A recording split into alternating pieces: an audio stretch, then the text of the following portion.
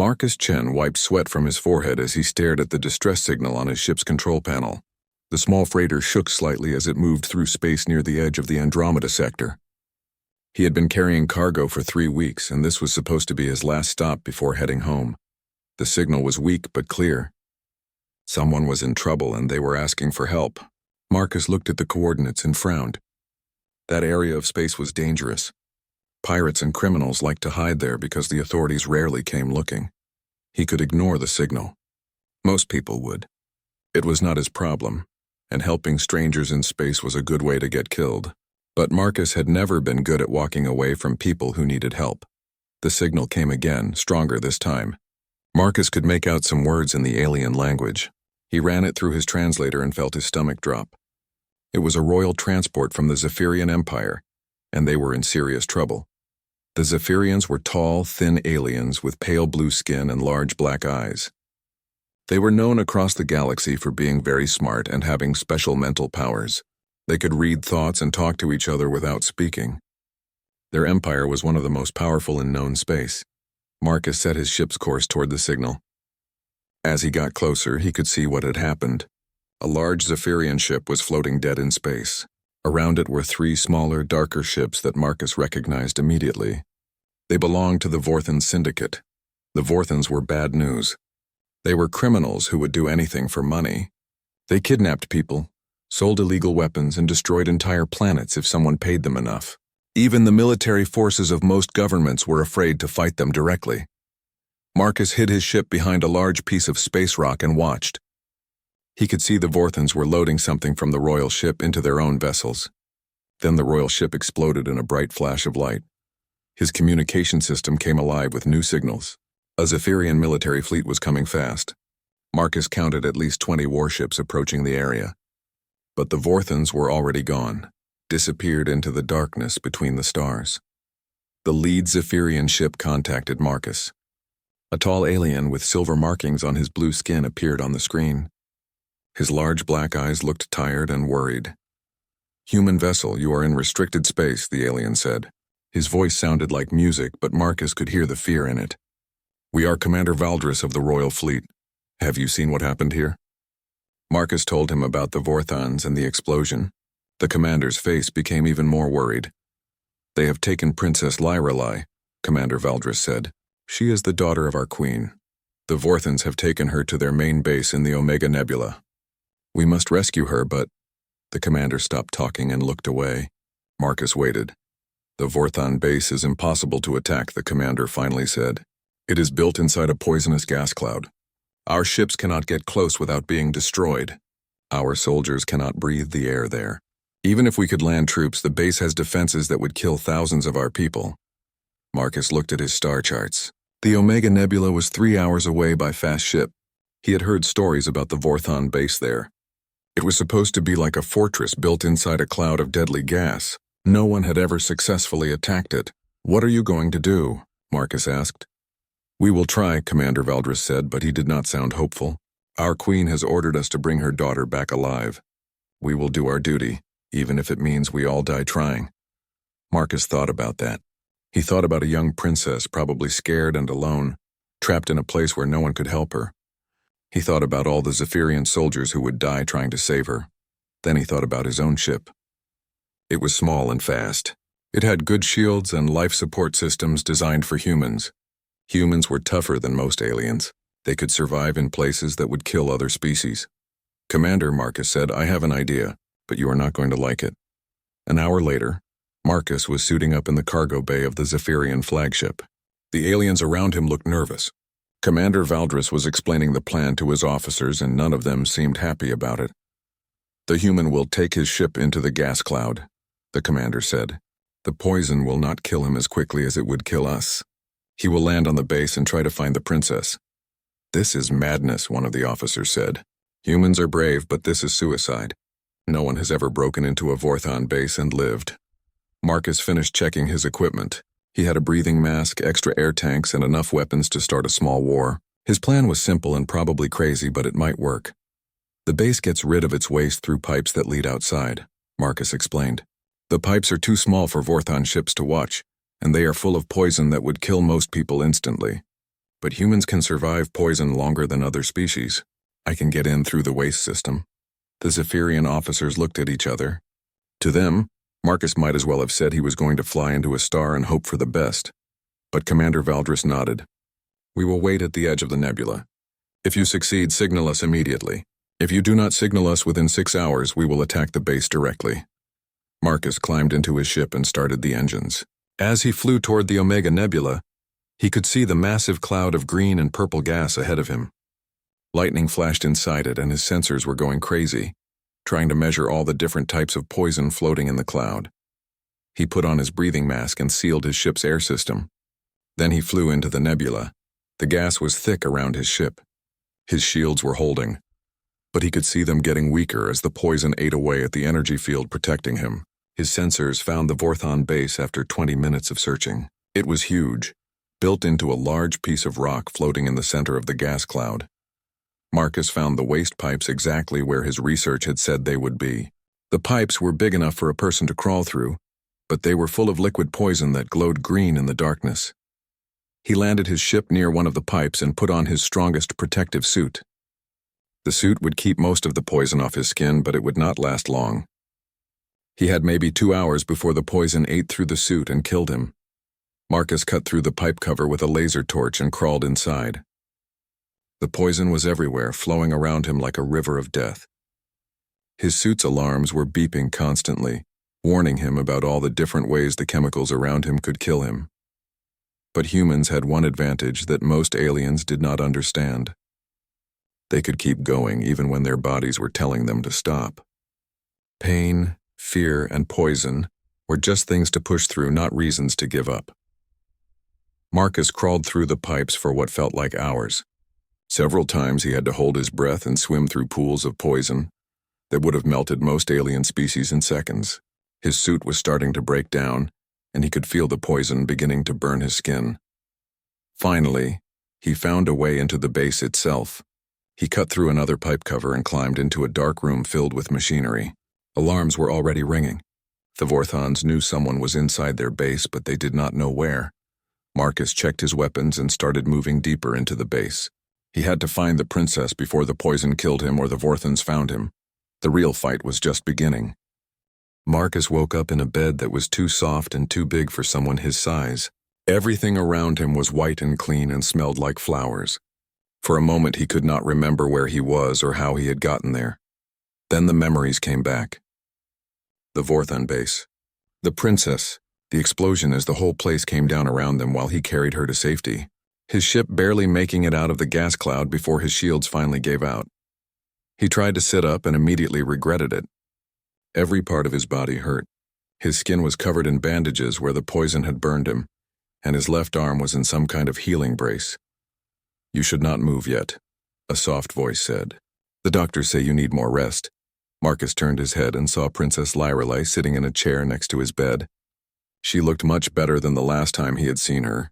When he found her in the Vorthon prison, she had been hurt and scared. Now she was wearing clean clothes and her blue skin had its natural glow back.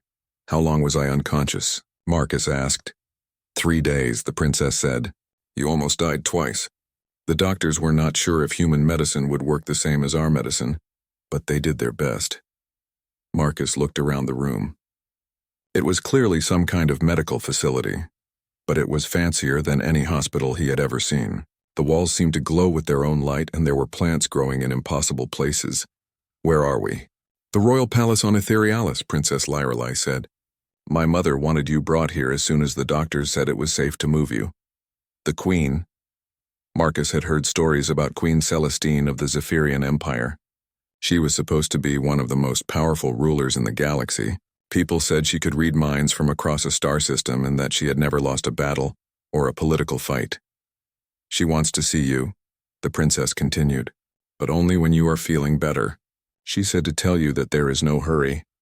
Marcus tried to remember everything that had happened in the Vorthon base. After he found the princess, getting out had been like fighting through a nightmare. The Vorthons had security robots everywhere, and the poison was making him sick and weak. But somehow he had managed to carry the princess through the collapsing tunnels and get them both to his ship.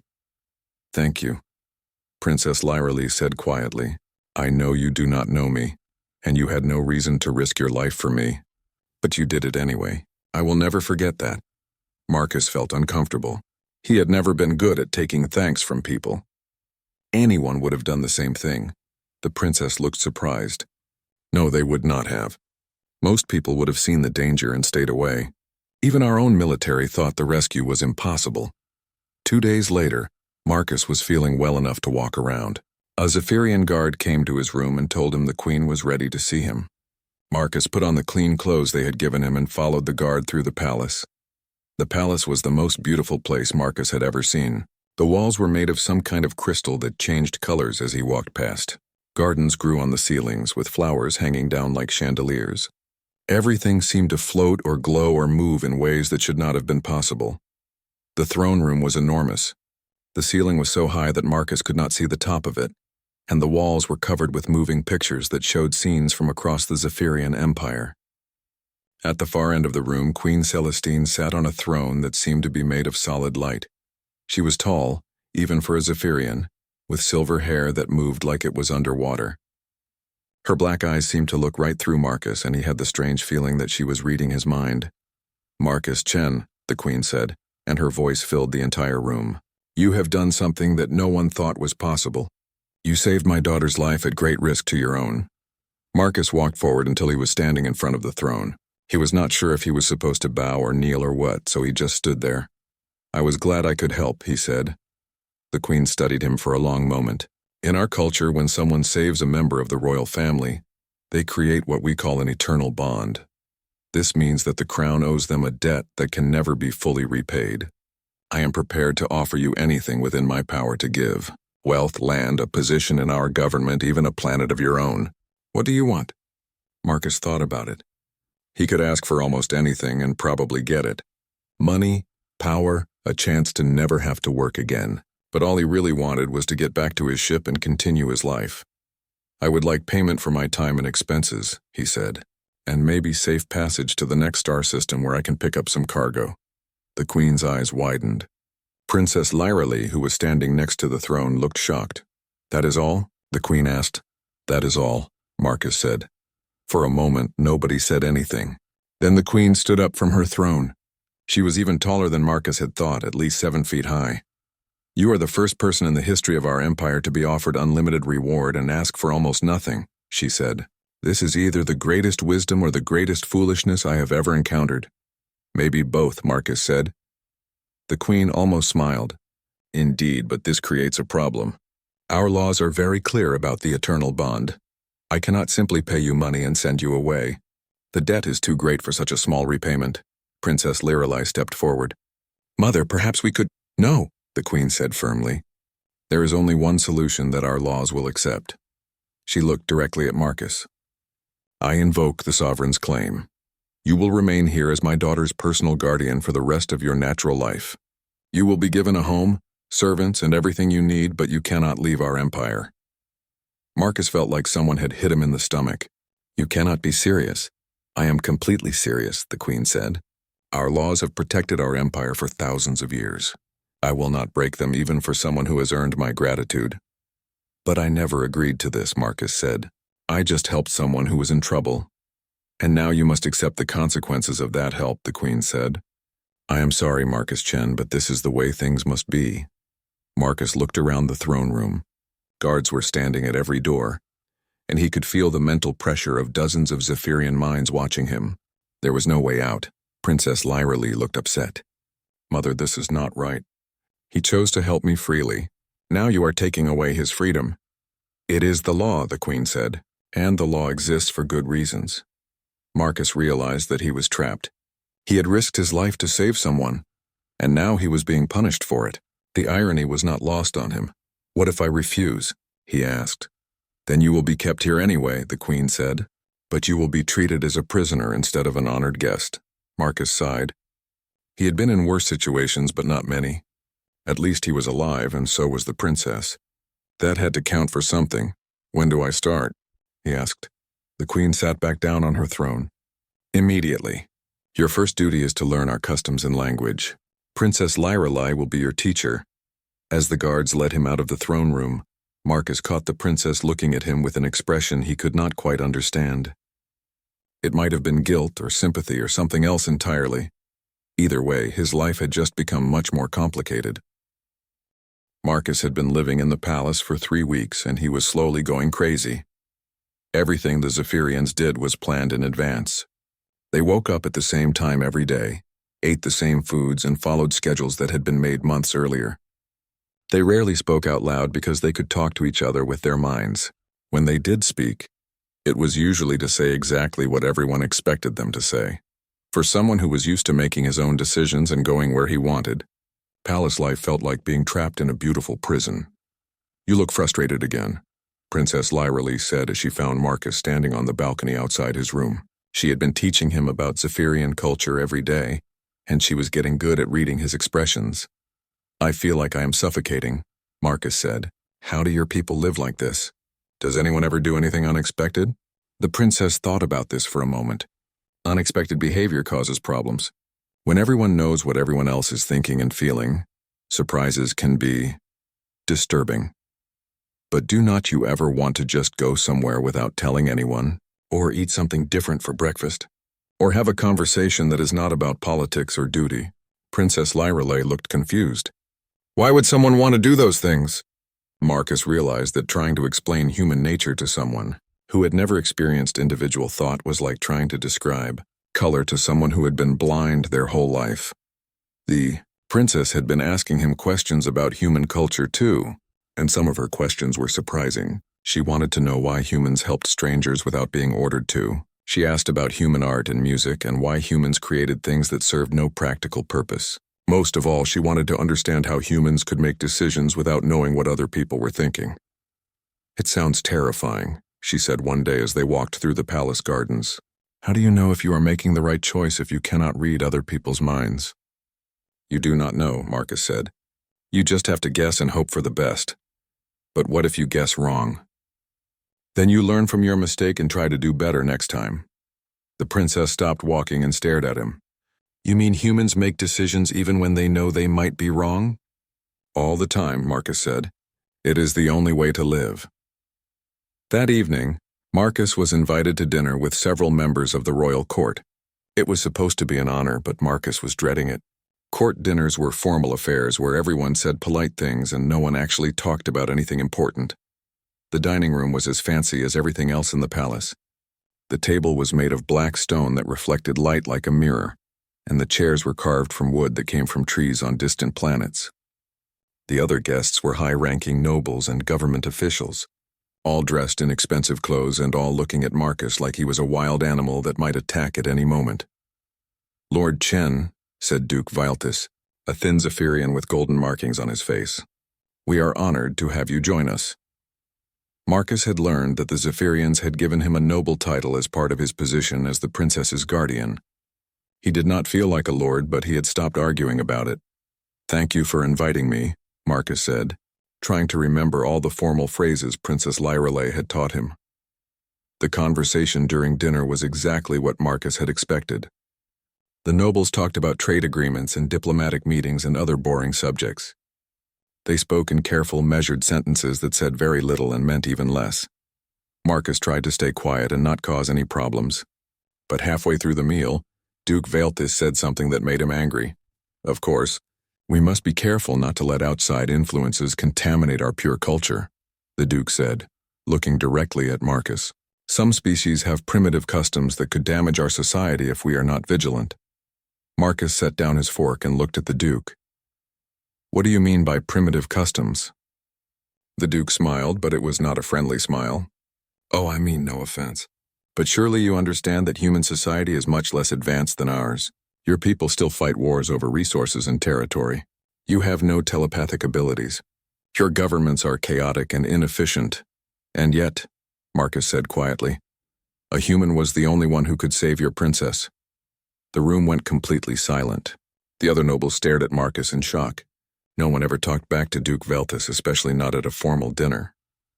"That was luck," the Duke said, his smile disappearing. "And desperation. Our methods are more civilized." "Your civilized methods left the princess to die in a Vorthan prison," Marcus said, his voice getting louder. My primitive customs got her out alive. Princess Lyra Lay, who had been sitting quietly at the other end of the table, suddenly stood up. Perhaps we should change the subject, she said quickly. But Marcus was not finished. You want to know what the difference is between humans and Zephyrians? When we see someone in trouble, we help them. We do not have committee meetings about it. We do not check with our superiors. We just act. Duke Valthus's face was turning a darker shade of blue. Your reckless behavior nearly got you killed. What good would that have done? Maybe none, Marcus said. But at least I would have died trying to do the right thing instead of sitting around talking about how impossible everything is.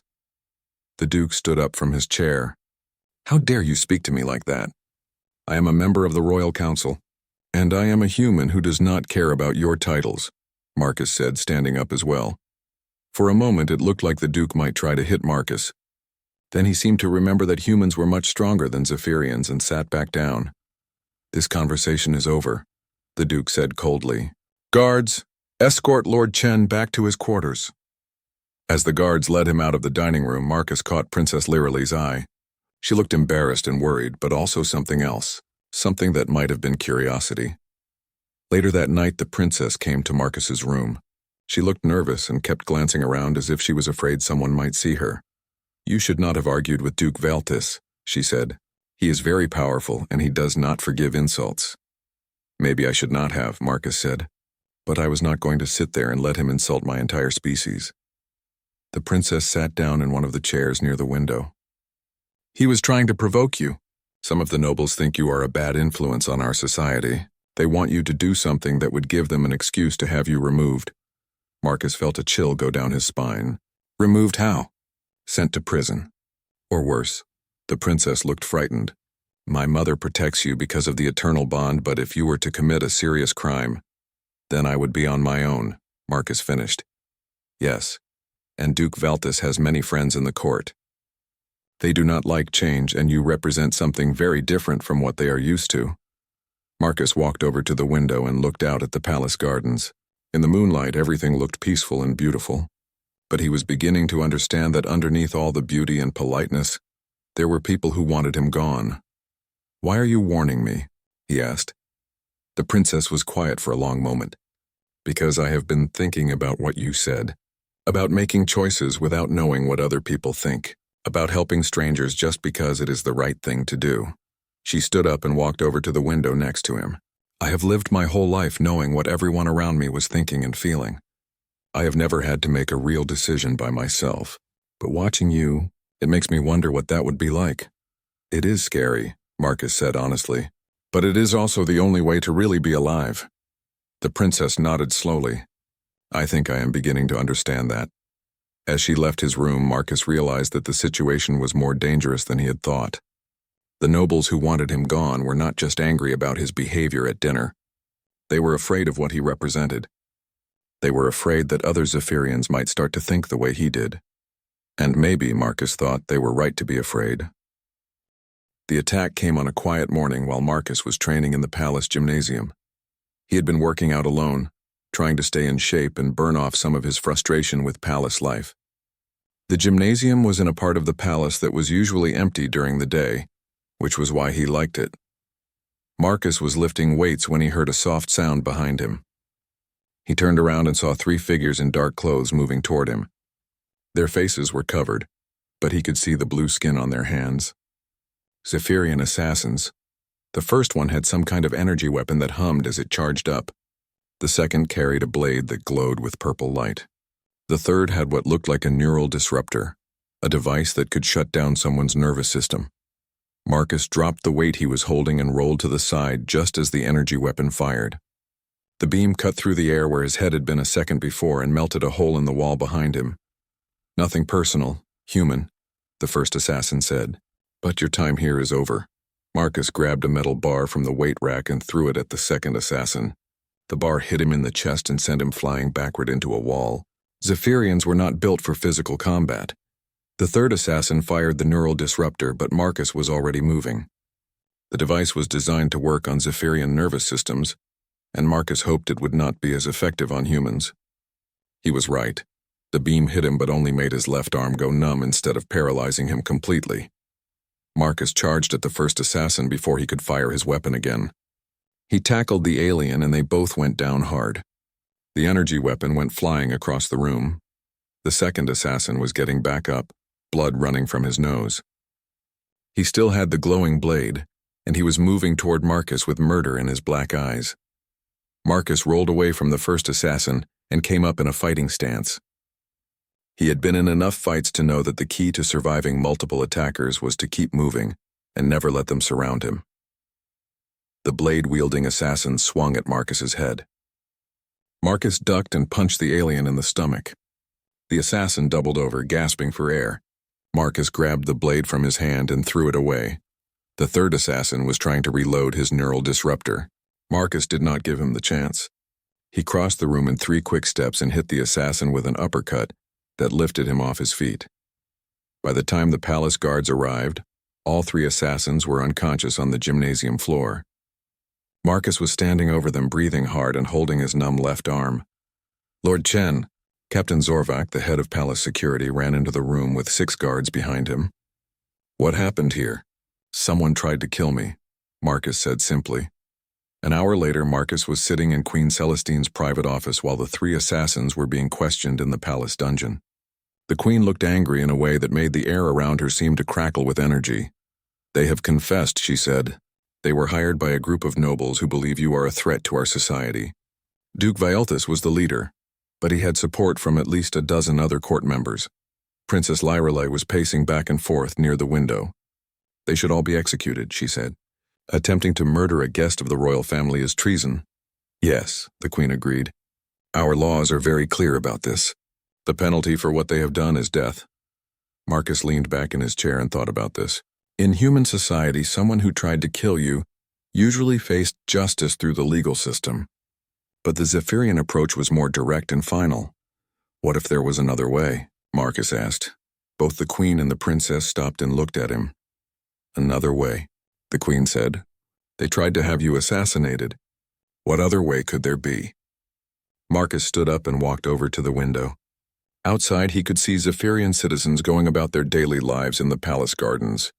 They all looked peaceful and content, following their routines and thinking their collective thoughts. The problem is not that they wanted to kill me, Marcus said. The problem is that they do not understand what I represent. They are afraid of something they do not know anything about. So? Princess Lyrelei said. So maybe instead of killing them, we should teach them. The queen raised one elegant eyebrow. Teach them what? Marcus turned around to face them. Teach them what it means to be human. Not just the theory of it, but the actual experience. He started pacing as the idea formed in his mind. What if we made them live without their telepathic abilities for a while? What if they had to make decisions on their own, without knowing what anyone else was thinking? What if they had to experience the uncertainty and independence that humans deal with every day? The princess looked shocked. You want to cut them off from the mental network? That would be like making them blind and deaf. Exactly, Marcus said. And once they understand what it feels like to think for themselves, maybe they will understand why humans act the way they do. The queen was quiet for a long moment. Such a punishment has never been tried before. In our society, being cut off from the mental network is considered worse than death. But it would not be permanent, Marcus said, just long enough for them to learn something. And what if they do not learn anything? The queen asked. What if they just suffer and become even more hostile to human influence? Marcus shrugged. Then at least we will have tried something other than killing them. 3 days later, Duke Valtus and his co-conspirators were brought before the royal court for sentencing. The great hall was packed with nobles and officials who had come to see justice done. The Duke and his friends looked terrible. They had been in prison for 3 days, and the reality of what they had done was starting to sink in. Under Zephyrian law, they were all going to die. Queen Celestine stood up from her throne and looked down at the prisoners. You have been found guilty of conspiracy to commit murder against a guest of the royal family. The penalty for this crime is death. The Duke tried to stand straighter, but Marcus could see that he was shaking. However, the Queen continued, Lord Chen has proposed an alternative punishment. Instead of execution, you will be subjected to neural dampening for a period of 1 year. During this time, you will be unable to access the mental network. You will have to think and act as individuals. making your own decisions without the guidance of the collective consciousness. The reaction in the hall was immediate. Nobles gasped and whispered to each other. Some looked horrified, others looked curious. Duke Valthus stared up at the Queen in disbelief. "You cannot be serious. Cut us off from the network?" "That is torture!" "It is what Lord Chen experiences every day of his life," the Queen said calmly. "If you survive this punishment and learn from it, you will be restored to your full mental abilities and allowed to return to society. If you do not survive it..." She left the sentence unfinished. The Duke looked around the hall, then at Marcus. "You could have had us executed. Why did you choose this instead?" Marcus stepped forward. "Because I want you to understand something. Being human is not a weakness or a primitive condition. It is a different way of experiencing life. Maybe if you understand that, you will stop being afraid of it." The neural dampening procedure was performed that same day. Marcus watched as Zephyrian technicians attached strange devices to the prisoners' heads. The devices would block their telepathic abilities without causing any physical harm. When it was over, Duke Valthus looked around the room with a confused expression. For the first time in his life, he could not read anyone's thoughts or feel the comforting presence of the mental network. I cannot hear anything," he said, his voice filled with panic. "Welcome to being human," Marcus said quietly. Princess Lyrelei stood next to Marcus as they watched the prisoners being led away to a special facility, where they would live during their punishment. "Do you think this will work?" she asked. "I do not know," Marcus said honestly. "But it is better than killing them and learning nothing." The princess nodded. "My mother says you have given our society something to think about. A new way of looking at justice and punishment." Marcus smiled. "Maybe that is what your people need. A new way of looking at a lot of things." As they left the hall, Marcus realized that something important had changed. For the first time since he had arrived on Etherealis, he felt like he might actually be able to make a difference here. 6 months had passed since Duke Valthus and his conspirators had been cut off from the mental network. Marcus had been watching their progress with interest and growing hope. At first, the former nobles had been terrified and confused. Without their telepathic abilities, they could not function in Zephyrian society. They could not work, could not communicate properly, and could barely take care of themselves. The prison guards had to teach them basic skills that every human child learned naturally. But slowly, something remarkable began to happen. The prisoners started to adapt. Duke Valthus was the first to show real progress. After months of struggling with individual thought, he began to understand how to make decisions without knowing what other people were thinking. He learned to judge situations based on what he could see and hear, rather than what he could read in other minds.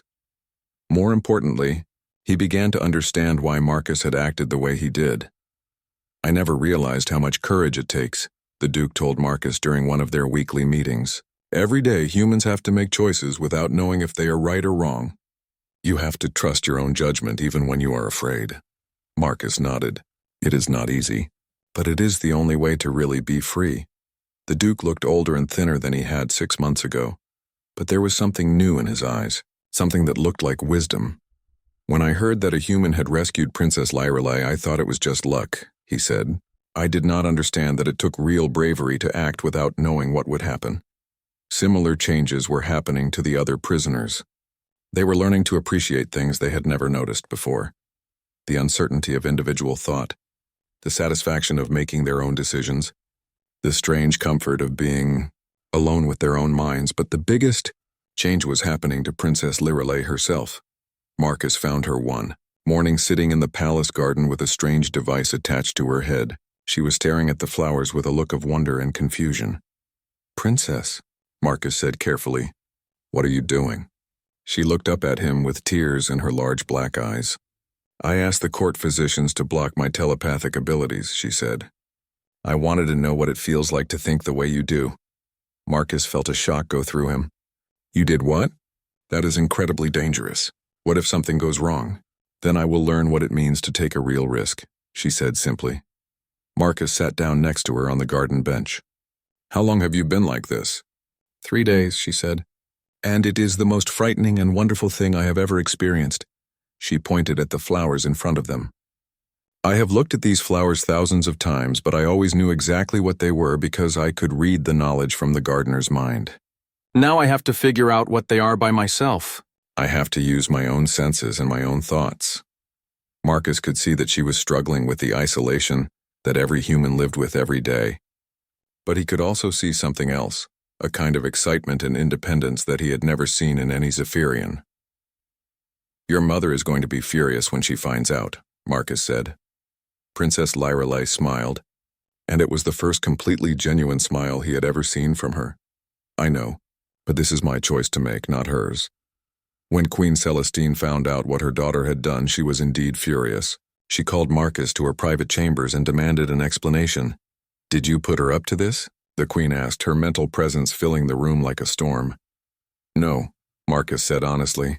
I was as surprised as you are. This is your influence, the Queen said angrily. Your human ideas about individual choice and independence. You have corrupted her. Marcus felt his own anger rising. I have not corrupted anyone. I have just shown her that there is another way to live. A way that will destroy our society, the Queen shouted. Our people have lived in mental harmony for thousands of years. That harmony is what makes us strong and peaceful. If everyone starts thinking only for themselves, we will become as chaotic and violent as humans. Maybe, Marcus said. Or maybe you will become stronger because your people will finally be free to choose their own paths. The Queen stared at him for a long moment. Then she sat down heavily in her chair. You do not understand, she said quietly. Our mental network is not just convenient. It is what holds our civilization together. Without it, we would be lost. Your daughter does not look lost, Marcus pointed out. She looks more alive than I have ever seen her. 3 weeks later, Duke Valthus and his fellow prisoners were brought before the court again. Their year of punishment was almost over, and it was time to decide their fate. They looked completely different from the nobles who had been sentenced a year ago. They stood straighter, moved with more confidence, and spoke with voices that carried real conviction instead of just echoing what everyone else thought. Duke Valthus, Queen Celestine said from her throne, you have completed your punishment. What have you learned? The Duke stepped forward and bowed, but it was a different kind of bow than Marcus had seen from Zephyrians before. It was respectful but not submissive. Your Majesty, I have learned that I was wrong about humans and about individual thought, he said. I believed that thinking for yourself was primitive and dangerous. I now understand that it is actually the highest form of courage. He looked at Marcus. Lord Chen, I owe you an apology. I tried to have you killed because I was afraid of what you represented. But what you represent is not chaos or violence. It is freedom. The other former prisoners nodded in agreement. They had all come to similar conclusions during their year of isolation. And what do you think should happen now? The Queen asked. Duke Valthus looked around the hall at all the other nobles who were watching the proceedings. I think our society needs to change. Not completely, but enough to give our people real choices about how they want to live. You would destroy our unity, one of the older nobles called out. No, the Duke replied. I would make our unity voluntary instead of mandatory. True unity comes from people choosing to work together, not from forcing them to think the same thoughts. Princess Lyrelei, who had been watching from the side of the hall, stepped forward. She was still wearing the device that blocked her telepathic abilities. Mother, she said, I want to make an announcement. The Queen looked at her daughter with a mixture of love and fear. What is it? I am renouncing my telepathic abilities permanently, the princess said. I want to live as an individual, making my own choices and thinking my own thoughts. The hall erupted in shocked voices. Several nobles stood up and started shouting. This was unprecedented in Zephyrian history. Queen Celestine raised her hand and the hall fell silent. She looked at her daughter for a long moment. If you do this, you can never go back, the Queen said. You will be cut off from our people forever. I will be free, Princess Lyrelei said simply. And that is worth more to me than anything else. The Queen closed her eyes and was quiet for several minutes. When she opened them again, Marcus could see that she had been crying. Marcus Chen, she said, you have shown my daughter and my people something that I thought was dangerous. But I am beginning to understand that the real danger comes from never allowing people to choose for themselves. She stood up from her throne. I hereby release you from the sovereign's claim. You are free to leave our empire whenever you wish. Marcus felt a surge of relief and joy. After more than a year of being trapped in the palace, he was finally free to go. But as he looked around the hall, at Princess Lorelei with her determined expression, at Duke Valethus and the other former prisoners who had learned to think for themselves, at all the other Zephyrians who were beginning to question their old ways. He realized something unexpected. He did not want to leave. "Your Majesty," Marcus said, "I would like to stay if you will have me. Not as a prisoner or because of any debt, but because I choose to." The Queen looked surprised. "Why would you choose to stay?" Marcus smiled. "Because I think I can help your people learn something important. And because they can teach me things too." Princess Lorelei walked over to Marcus and took his hand. It was a simple gesture, but in Zephyrian culture it was revolutionary. "Welcome to the new Etherealis," she said. As Marcus looked around the hall, he could see that things were indeed changing. Some of the nobles looked frightened by what was happening, but others looked curious and excited. The rigid harmony of Zephyrian society was beginning to crack, and through those cracks, something new was growing, something that looked a lot like freedom. And for the first time since he had arrived on Etherealis, Marcus felt like he was exactly where he belonged.